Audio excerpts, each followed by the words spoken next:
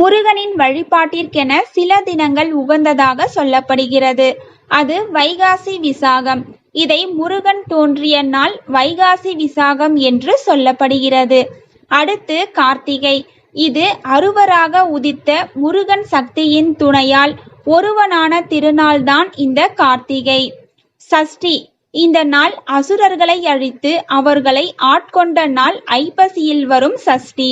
முருகன் வள்ளியை திருமணம் புரிந்த இந்த நாளைதான் பங்குனி உத்திரமாக கொண்டாடப்படுகிறது.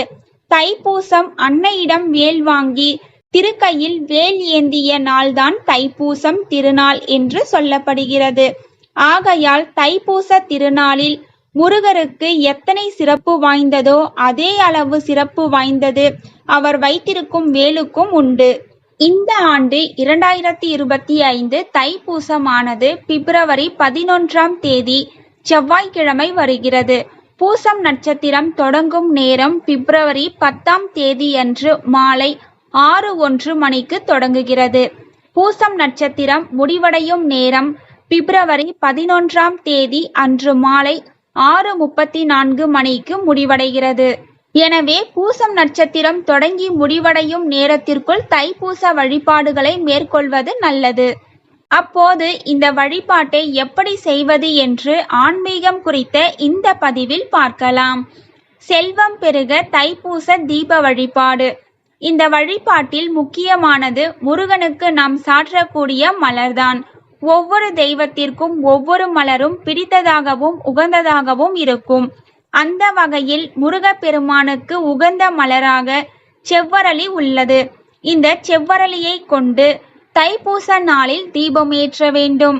உங்கள் வீட்டில் முருகர் படம் அல்லது வேல் இருந்தாலும் எடுத்துக்கொள்ளுங்கள். தைப்பூச திருநாள் என்றாலே வேலிற்கு தனி வழிபாடு உண்டு. ஆகையால் இருப்பினும் நிச்சயமாக அதை பூஜை அறையில் வைத்து வழிபட வேண்டும். ஒரு சிறிய தட்டில் செவ்வரளி மலர்களை பரப்பிவிடுங்கள். அதன் மேல் அகல் வைத்து எண்ணெய் ஊற்றி தீபம் ஏற்ற வேண்டும். நெய்வேத்தியமாக சர்க்கரை பொங்கல், பாயாசம் என ஏதேனும் ஒரு இனிப்பை வைத்து விடுங்கள்.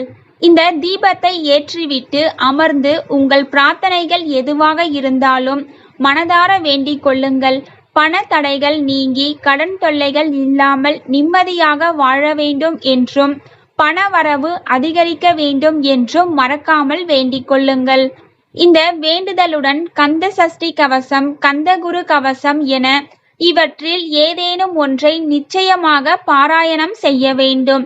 இந்த வழிபாடு முடிந்த பிறகு கற்பூர தீபாராதனை காட்டி நெய்வேத்தியத்தை உங்கள் வீட்டில் அருகில் உள்ள ஒவ்வொருவருக்கும் கொடுத்துவிட்டு அதன் பிறகு நீங்கள் உண்ணுங்கள். இது அன்றைய தினம் நீங்கள் தானம் செய்த பலனை உங்களுக்கு பெற்றுத்தரும்.